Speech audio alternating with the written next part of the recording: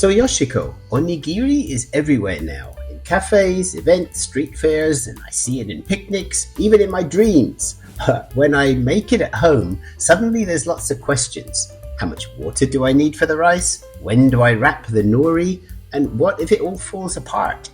So today, you're going to show us the complete beginner's guide to onigiri. Everything we need in one place, right? Yes, no more searching for better methods. This is the one. I show you two different ways of making salmon onigiri with two different shapes. Also, I show you another filling, which is ginger beef. Salmon and beef. Wow, they're both my favorites. I know. I will show you in easy steps all you need to know to become an onigiri expert.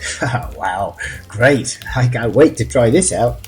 So, first we prepare the Japanese rice as we've already shown you in our Japanese white rice episode.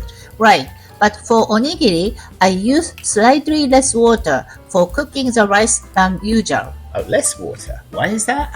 Onigiri is often eaten on the go. Slightly firmer rice is easier to shape and keeps a better texture even after it cools. Okay, so that makes sense, so it doesn't fall apart. Good. So, for that, we might start boiling the water a little earlier. I'll keep an eye on it. Good idea. Other than that, the process is the same. Super.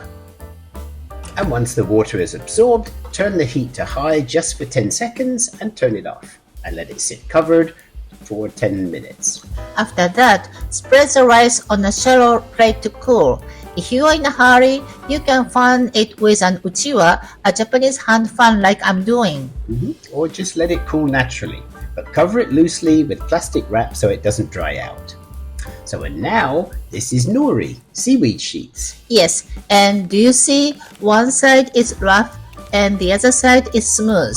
I never noticed that. So, tell us, which side goes against the rice? The rough side. It absorbs moisture better and sticks nicely. Got it. Okay. So we cut the nori sheets in half to make rectangles.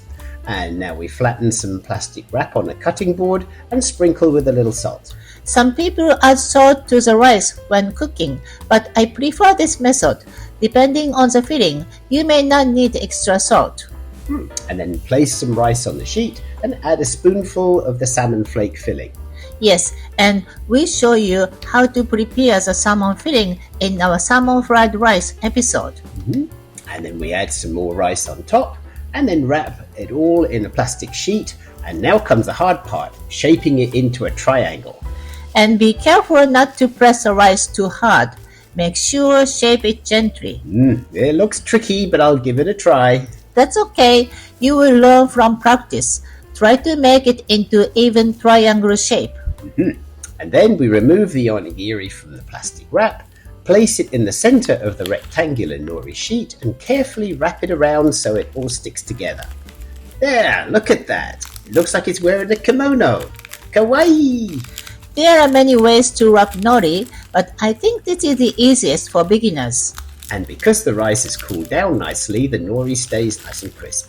So with the triangular onigiri, the filling is always covered by the white rice. And we said we would make two types of onigiri with the salmon today. So the alternative method involves mixing the salmon flakes into the rice before wrapping with the plastic wrap. And I like to add some white sesame seeds and a little salt to this mixture.